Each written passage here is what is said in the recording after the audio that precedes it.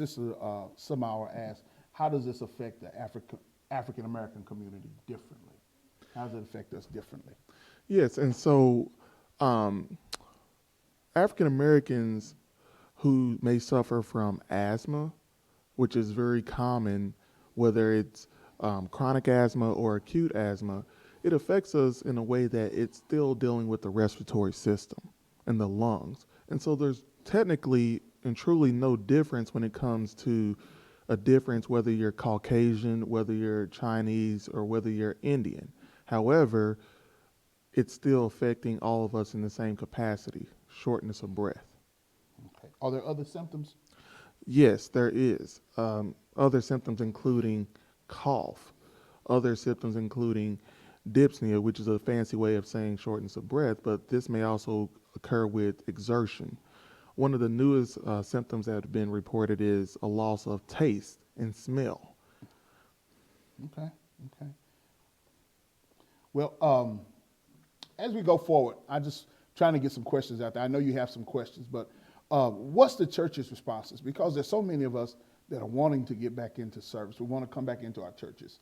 What do we do? What's our response? What is our time frame like as it relates to getting back to worship services? Talk to many pastors around the city, and they're all very cautious, just like we are, concerned about what are we going to do. We want to keep our parishioners safe. We want to keep our members safe. But at the same time, because as a community of faith, the gathering together is so important to us as a community. So what we're trying to do is how do we balance that gathering, that getting together, that coming together, the fellowship, along with being safe. And Dr. Brown, I just want to ask, maybe give us some tips on what we can do, or from your insight, maybe some things on what we can do to kind of start the process of being safe. Right off the top of your head, what do you think some things we should do to start the process of being safe? Well, one of the things that as we start to reinstitute back into our places of worship, our places of employment is old school basics. Soap and water. Amen. Soap and water. And so, one of the things I do with all of my patients, no matter if there's the cleanest person there or if there's two people there, before I make any type of um, interaction physically, I'm washing my hands. And yes, hand sanitizer is good, but it's alcohol based. Nothing works better than old fashioned soap and water. Is there a certain way you should wash your hands? Is there a certain method to it, you think, or should you just go in there or should you spend some time really? Well, you should definitely, for me, myself, I actually rub and scrub my hands, the side of where the actual skin folds are on the palms, as Okay. well as the back of the hands. But most importantly, too, making sure you're getting in between the fingers, because no, this is not a surgical scrub Right. or so forth. However, still actually making sure that we're getting, because if you think about it, as you see, I'm wearing a long sleeve shirt. And so Right. that's brushing up against, someone's skin. It's still bacteria, it's still viruses. And as most of us know, viruses are not killed by antibiotics. Right. Right. Okay. Okay. One person asked, should we wear gloves? Is so much conflicting information about the gloves. Should we wear gloves? And when should we wear gloves? I would say that the gloves is definitely something that's controversial right now, because you're putting an object on that can transmit, but let alone you still are not washing your hands. And so even though you're wearing gloves, you're literally just covering over the top of the bacteria. Okay. And so the gloves, if you feel more comfortable wearing the gloves, I would definitely say by all means do so. But if don't do anything else, wash your hands Wash repeatedly your hands. and avoid touching areas such as, your eyes, your nose. Okay. And you shouldn't touch, one individual and then go to someone else without having washed your hands. Okay. Because as things go, the same way if I shake your hand today and then I go into the next room and you get coronavirus from someone you never met. Wow. Wow. I didn't That know. simple. That simple. Does the bacteria stay on latex gloves as well? Does the Uh, virus stay on? I didn't say bacteria. Does the virus live on latex gloves as well? yes, a virus can live. It can live on this surface that we're sitting here. That's the whole reason of why Oh, there's no cure for these. Because if you look on the back of a Lysol can, it says, excuse me, does not kill coronavirus because it's non-living. wow, wow. Uh, let's see here. The number of African Americans dying to COVID-19 seems to be higher. Is that due to lack of testing or resources? So it seems to be higher among people of color. Is that due to lack of testing? What is that due to? Our pre-existing conditions, our environment, what we eat, or all those contributing factors? So that's a very complex question that has many different factors. And I would say that the rates of deaths or incidences of new cases that are affecting us as African Americans come from number one, lack of education, Okay, okay, meaning having resources to healthcare providers, knowing what signs and symptoms are, having insurance. Because if you don't have insurance, not very many people can afford to pay $200 for a copay visit, let alone to their actual primary care physician. So if you don't have the money and you've been around someone, how are we going to know? that brings in a good question. So normally, are the tests available for everybody currently right now Yes, so in Knox County? yes, that is true. So if you've been paying attention to the news, a few weeks ago, the Knoxville Civic Coliseum was opened, and there was actually a very large number that was shocking. Over 7,000 COVID-19 tests performed for free. Wow. Over 7,000 on a weekend. Well, for those folks that didn't make it out, I know that the the health department is also offering testing, and I believe that you have to call them and set up a test in advance. But here's the thing I want to iterate: no matter if you have insurance or not, if you're black, well off to do, or you're bottom of the totem pole, doesn't matter.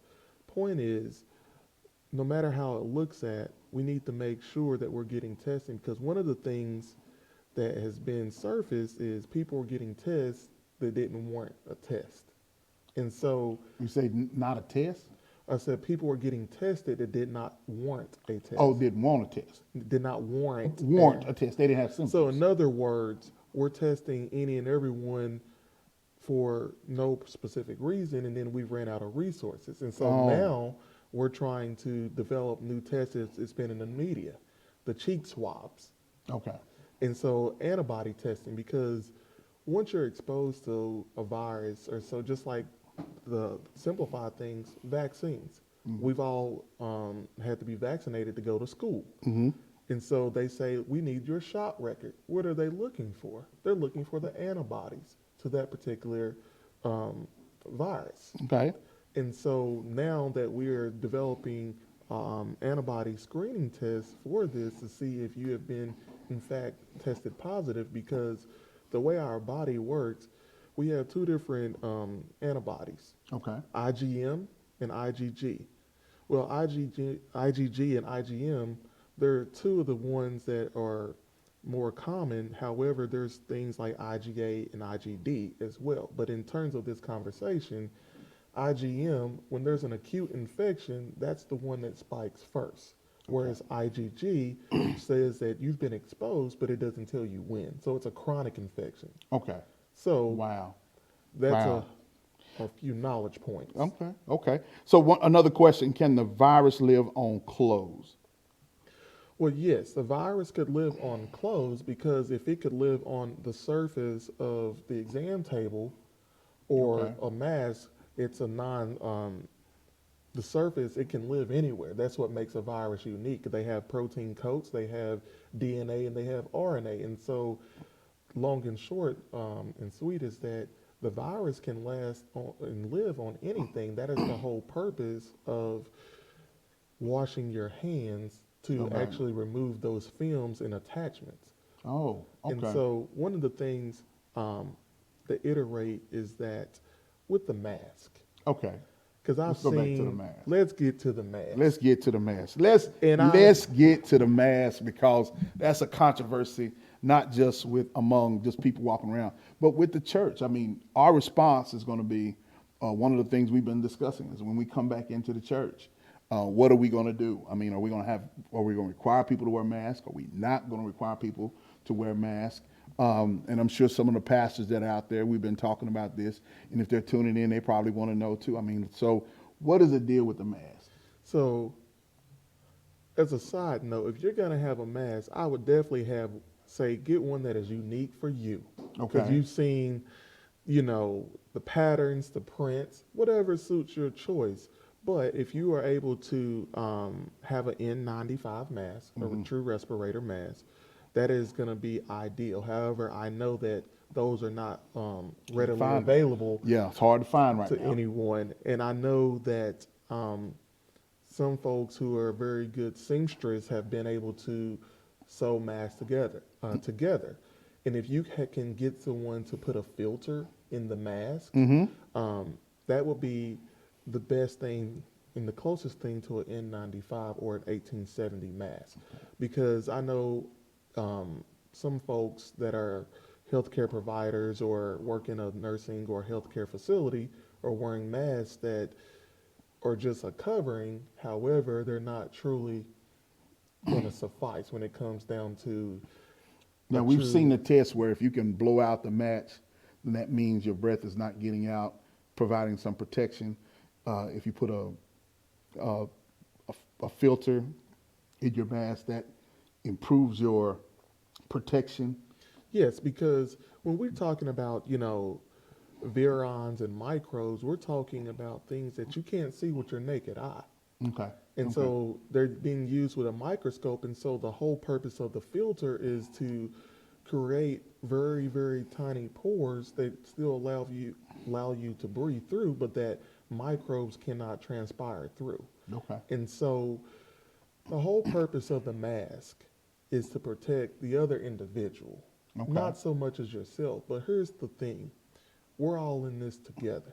So you're And protecting the so, other individual by wearing a mask. yes, because as you and I are sitting here unprotected without a mask on, yes, we are sitting less than 6 feet apart, but there's still transfer of oxygen and carbon dioxide between you and I, even as we sit here. And Okay. so if I'm wearing a mask and I cough, that now is contained only to me. And so it protects Okay. you as opposed to myself, because it would be no different of having the flu. I've got the flu. And so going back to older Okay. I days, see. I see. if I'm isolated, I have very little chance of spreading it to you. And so now that we're out and about, whether it's the grocery store, So the whether it's, mask is for me.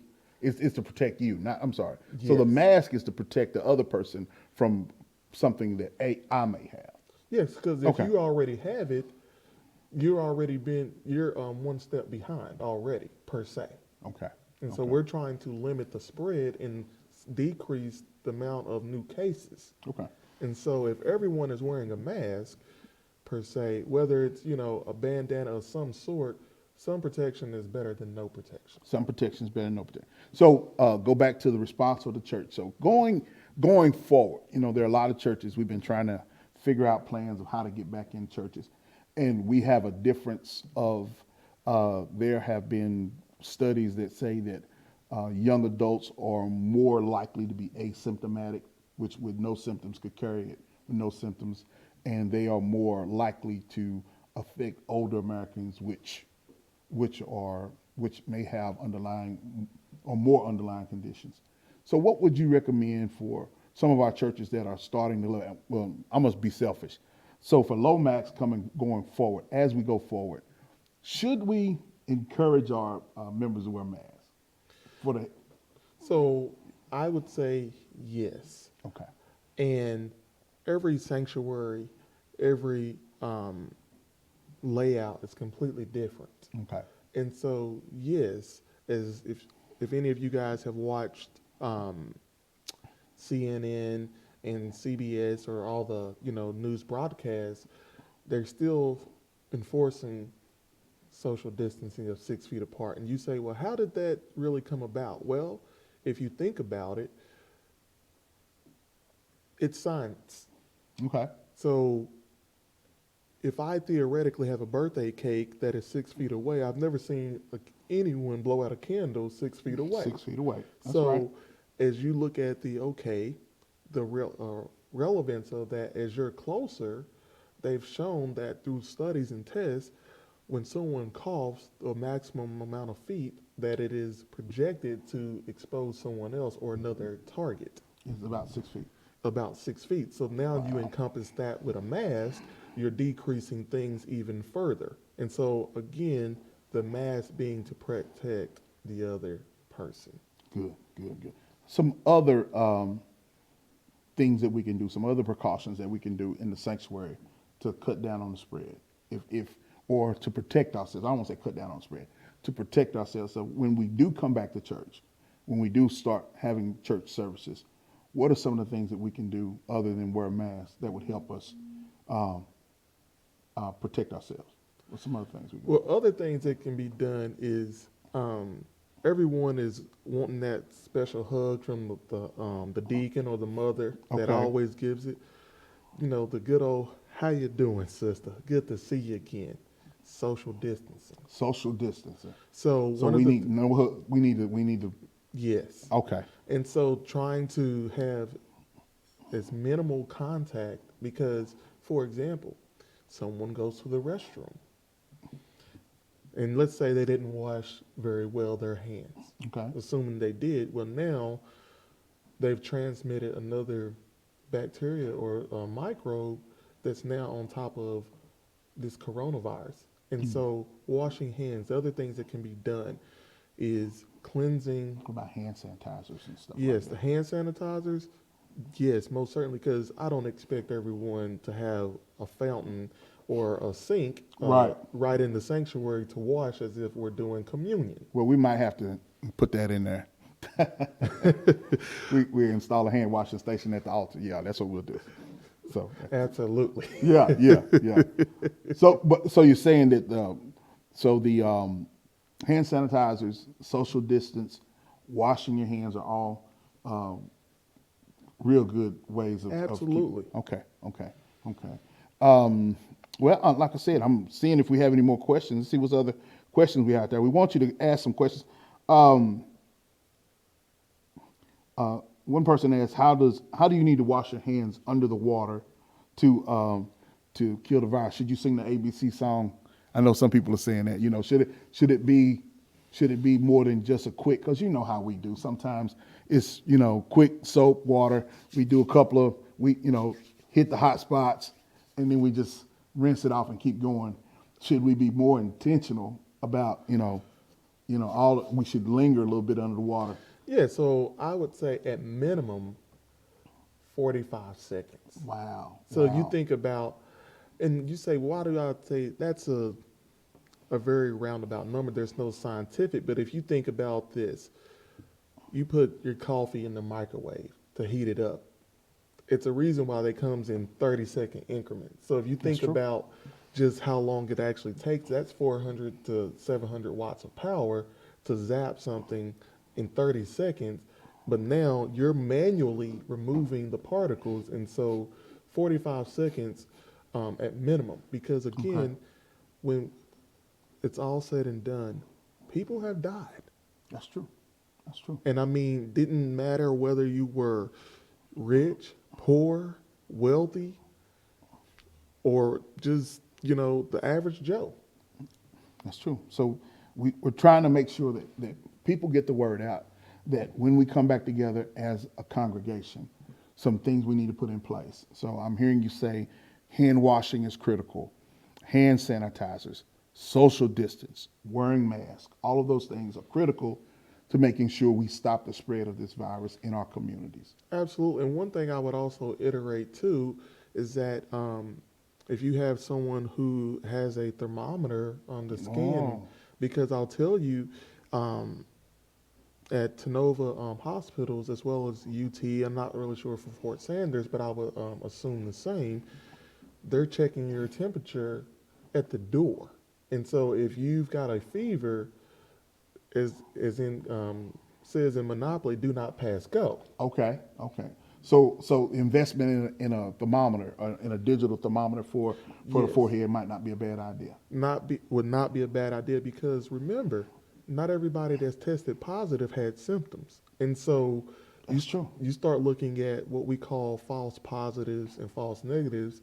In simplified terms, their test was positive, but they had no symptoms, Okay, okay. and versus those that did not have symptoms and did test positive, or excuse me, those that tests were negative but they had symptoms. Because you have to remember, we're in East Tennessee right now, That's true. and so what someone may mistake in as a upper respiratory infection or a sinus infection Could be coronavirus. could be coronavirus. And so the biggest things that I would iterate to everyone, and I'm not an infectious disease doctor, is caution, caution, caution. Because as everything has began to open up, Okay.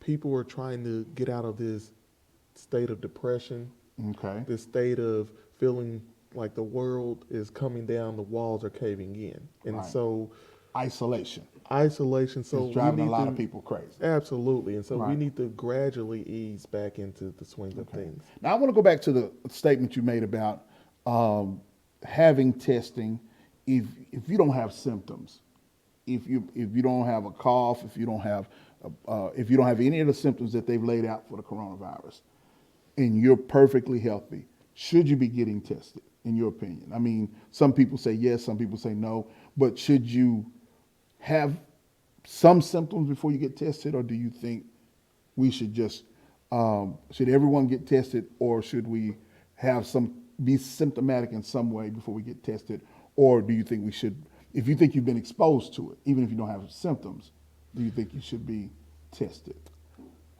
No, you should not be tested, in my opinion. Okay, okay, Because here's the thing, it goes back to now we're testing people who have COPD.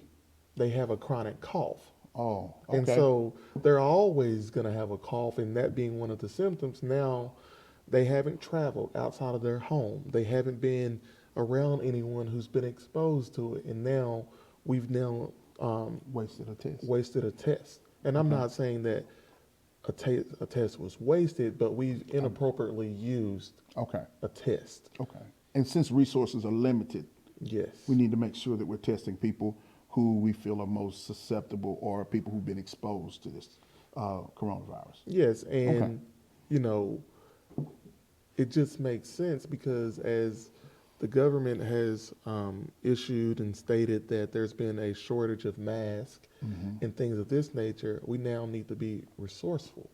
I know that stimulus checks have gone out. Yes. I know that people were doing online shopping and the whole 9 yards. However, we still have to use caution and sound judgment. Okay. Someone asked, will Lysol help kill the virus? Lysol work. I'm thinking just Lysol spray. I'm thinking it's already says on the back that it will, but one person asked, will Lysol help kill the virus? Or To answer that question, no, because if it Lysol, you have to remember that these pharmaceutical companies, Johnson and Johnson and everyone, that's their reputation, Right. that's their brand. They didn't just start producing cans and products overnight. okay, And so you think about what will be the financial impact for them saying that, yes, use our products and it would kill this. The government has already tried to use medicines such as Plaquenil, also known as hydroxychloroquine, which is used for rheumatoid, as a way that they found out that, it can prevent or cure coronavirus. and they found out they didn't do it. So what's the best cleaning products? If you're gonna clean your house, if you're gonna wipe down the church, tell me, what should we use, in your opinion? Just what would you use in your house if you're wiping down? If you had some people come over, friends come over, what would you wipe your house down with? Well, I would definitely use some bleach products, Okay. um, soap and water. And Okay. again, as you're using these products, if you think about every time you wash dishes, you're using the same sponge, and so the the debris is still on the sponge. Okay. And so, not to simplify the matters, but you Clorox wipes Okay. because you can cleanse the surface and then you can discharge or get rid of that particular wipe. Okay. So Clorox wipes is a good one. Yes, Clorox wipes, Comet 409, Okay. all purpose. Okay. I think, in all actuality, that they're all going to do the same job. But Okay. remember, this is a virus. It's going to stick to the surface. It just may decrease it. And Okay. so it's not going to kill it because they've indicated this on the products, on the labels. Okay. Okay. However, we're trying to keep the new cases from Trying to keep the new cases down. Yes. Okay. Okay. That's good. That's good. One person asks, "Is micro brand is the best better than Lysol? Found at the Family Dollar. Some people say found it at Lowe's. Some of the cleaners that are better than Lysol at killing this virus." Again, it sounds like what you're telling us is that soap and water, bleach related products are the best at killing this. But what if I spill some bleach on my favorite couch, or if I spill it on my favorite shirt? I got a pretty blue and white jacket. What if I spill it on my jacket? I don't know how how could I do that? I mean, are there bleach related products that don't have that potential of staining that you think? No, the wipes are pretty good, I think. But are there other things that you can use? I would definitely say to read the labels. Okay. Okay. And when it's all said and done, if you have, a gallon of bleach, if you add water to it, you're going to decrease the strength of the bleach. Okay. And so, you're taking something that would have been 100, milligrams per ml, and now you add 50 half and half to it, you now decrease that to a strength of 50 milligrams. Okay. Okay. Okay. Well, like I said, I'm seeing a lot of questions out there. So I thank you so much for some of the questions. Thank you for so many of the questions out here. We really want to make sure that people of faith, that you're safe as you go out. And speaking of which, what about going out to eat? And, everybody's talking about the restaurants are slowly opening back up, and they have the social distancing, and they sitting 6 foot apart, and some tables are. So how do you think we should approach this? Because we like to eat after church. So if we ever get back to going back to church, which we will soon, hopefully. So once we come back to church, and we want to go out to eat after church, what should we be cautious of? As far as, should we still try to maintain social distance? What capacity of restaurants? Because there's some restaurants that are keeping social distance, then there's some that as they open up, they're not keeping as good social distancing. So in your opinion, should we be going out to eat as much since this thing has been relaxed? That's the question. Should we be going out to eat as much?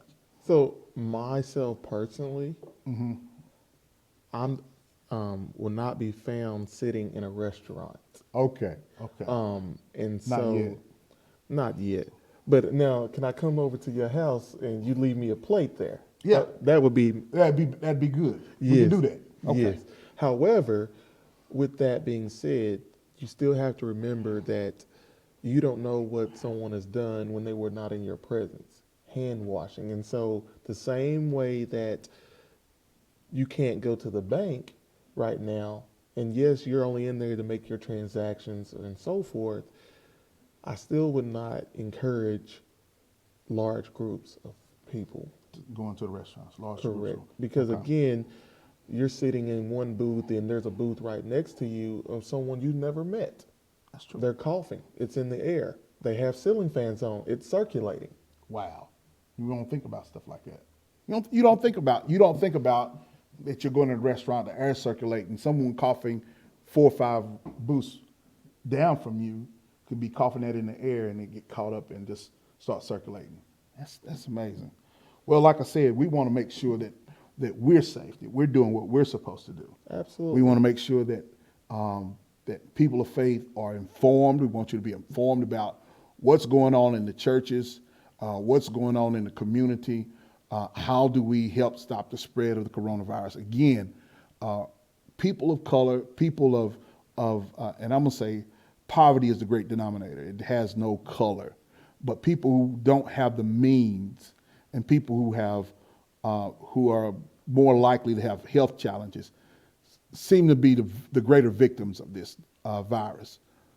So we want to make sure everybody has some knowledge, because knowledge is power, and the more you know about it, the more you can protect yourself.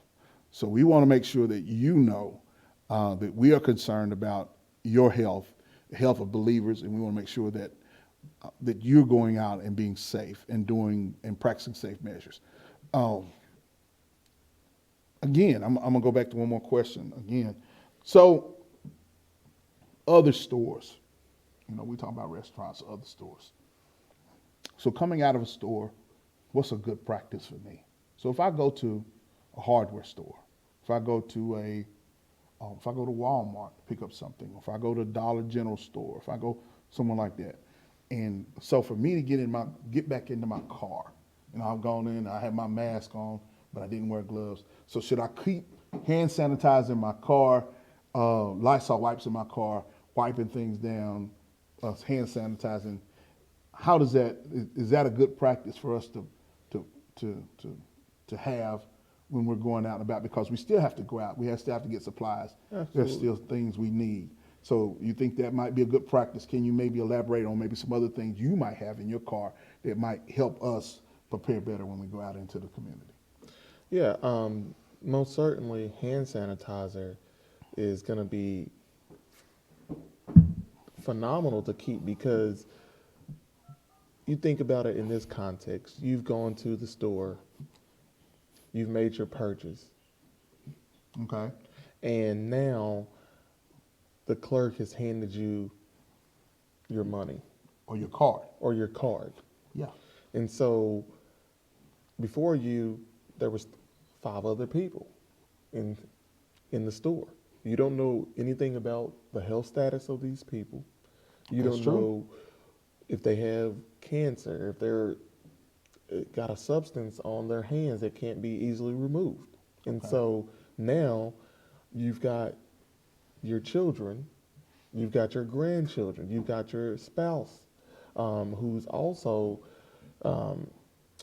depending on you. And so hand sanitizer in the car is phenomenal. I would definitely say Critical. We need to have that in the car. critical. And, I know that there's some folks who can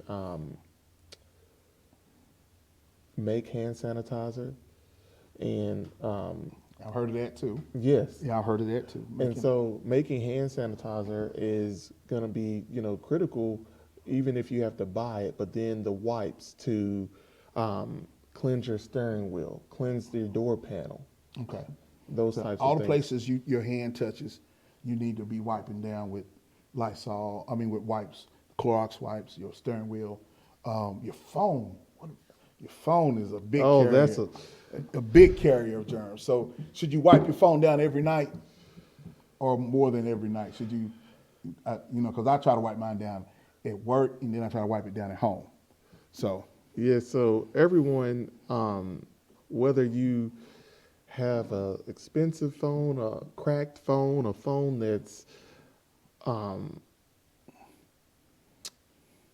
expensive as all outdoors, okay, good. no good. matter how you look at it, if you are able to wipe down your phone at least twice a day, in the morning and before you go to bed, with,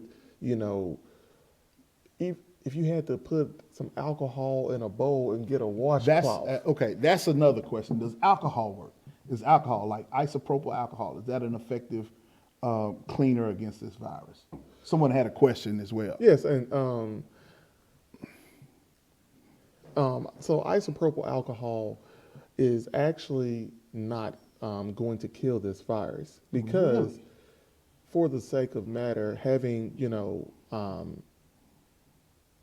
chemistry background and classes and courses I've taken over through the years, as well as experience, it's the same reason why when there's a surgical procedure, they don't just put alcohol on your body and let it dry. They actually use iodine solutions and they scrub to actually cleanse the surface, which goes back to hand washing. Yeah, I And got it. so, Yeah, I wish somebody would have told my dad that back in the day when he put alcohol on my cuts. He thought it was cleaning it. oh, it burns. It burns. It cleans the soul It real cleans good. the soul. didn't it? Okay, it cleans the soul. But it doesn't clean. It doesn't clear the burn, but it doesn't kill the germs, but it cleanses the soul.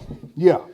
Yeah, and that's the thing is that the alcohol, it dries. And so if you think about it, I don't know for those folks that drink, but if you've ever looked at, wine, champagne, Right. liquor, there's an alcohol concentration Yeah, on there it. is, And so all of that is relevant to the potency of it because 100% pure alcohol, for those that's ever, been around anyone who's made moonshine, they'll tell you, oh, it'll definitely, It'll burn. It'll burn. They say, hey, you take a shot of moonshine, it'll kill everything. It's Yeah, like, well, I except- don't know except Corona. about that. I don't know about it. It'll kill everything except Corona. Hey, It might absolutely. kill some brain cells, but it won't kill Corona. All right.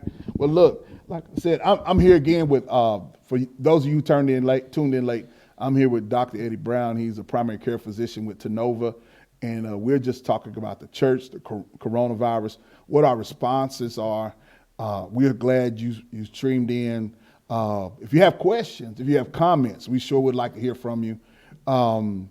Yeah, keep in mind that we're almost done, but I wanted to give everybody a chance to ask a few more questions. What about wiping down groceries? There's some people that like to wipe down groceries. The plastic bags, does the virus stay on plastic bags? Like you get it from the grocery store, would it be on a plastic bag as well? I know it's a hard service. It sounds like a redundant question, but should you just throw your plastic bags away? Can you salvage those? Because some of us like to keep plastic bags and reuse them. You get them from the grocery store. We don't want to put them back in the environment, so we have plastic bag containers. Some of us are using plastic bags. So what would be a good way of salvaging that if possible, or should we just throw them away? I would say to throw them away because, yes, offices, businesses are cleansing their surfaces. Okay. Regularly, readily, continuously throughout the day, 5 to 6 times. They even have crews that are dedicated to cleansing the surfaces. Okay. And so as much as you may want to hold on to that grocery bag, it's not worth it. It's not worth it. Just go ahead. Because, just go ahead and get rid of it.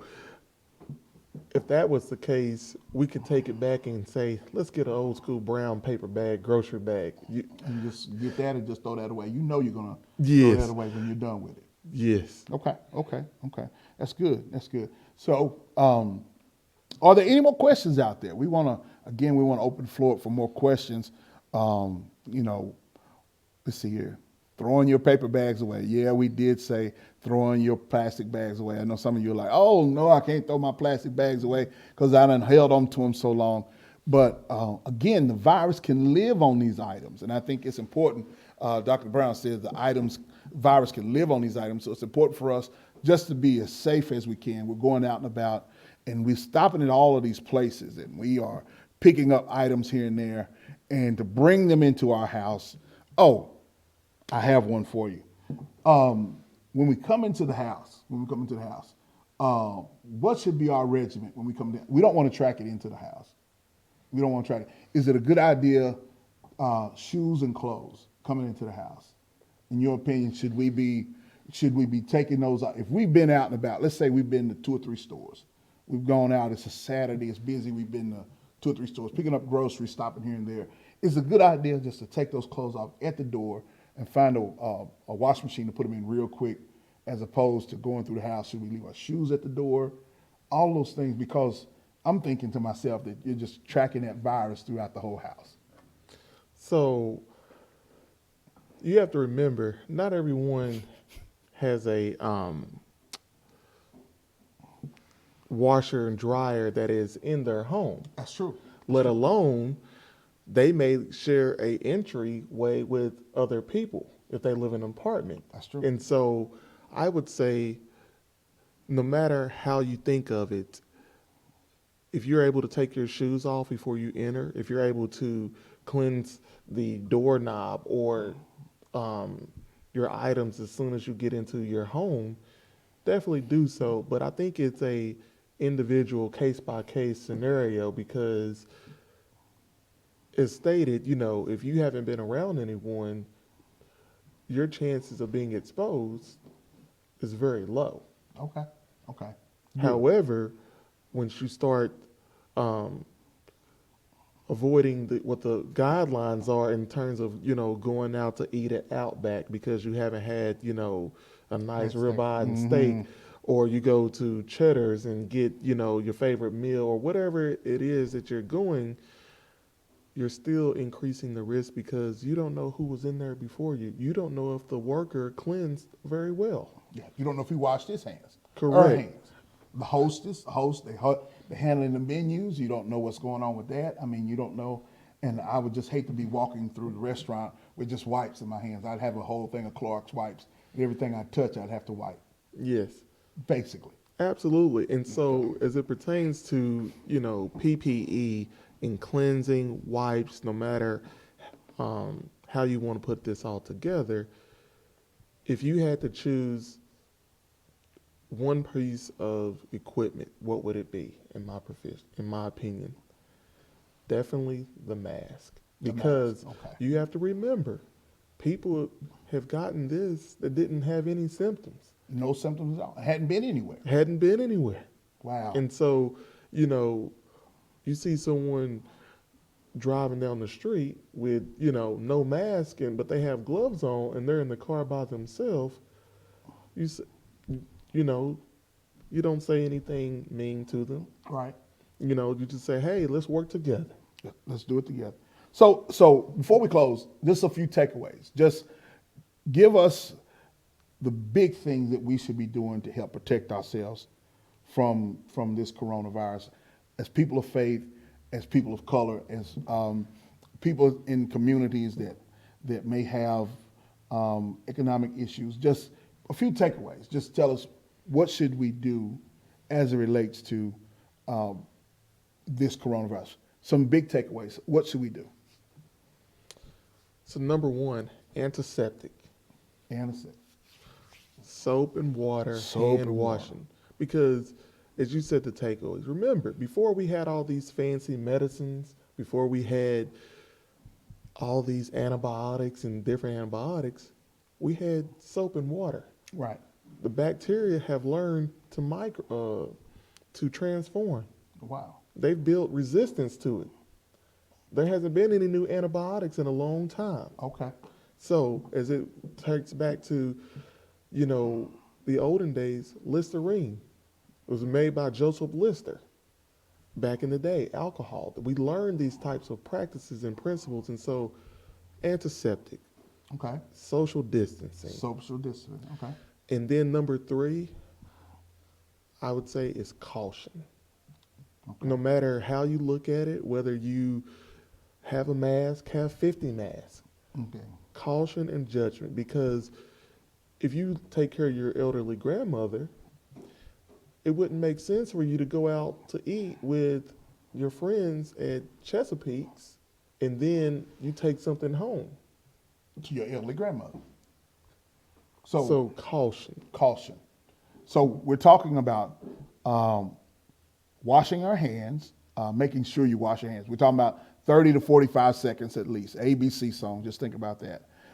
Mask, wearing our mask. Social distancing, making sure we keep a social distance. All you huggers out there, you're going to dry up. I'm hating to tell you that. Some of you huggers out there, You dying on the vine, but I'm so sorry. But social distancing is something we have to keep up during this time that we're in. And the last one is using wisdom, caution, plain old-fashioned wisdom, common sense. If you know you're taking care of someone who may have underlying issues, don't expose them to the virus. If you know you got to take care of somebody, if you know you're going grocery shopping for people who may be susceptible to this virus, please be cautious. Use some wisdom so we can help stop the spread of this virus. Again, someone said lye soap all over everything. That's cool.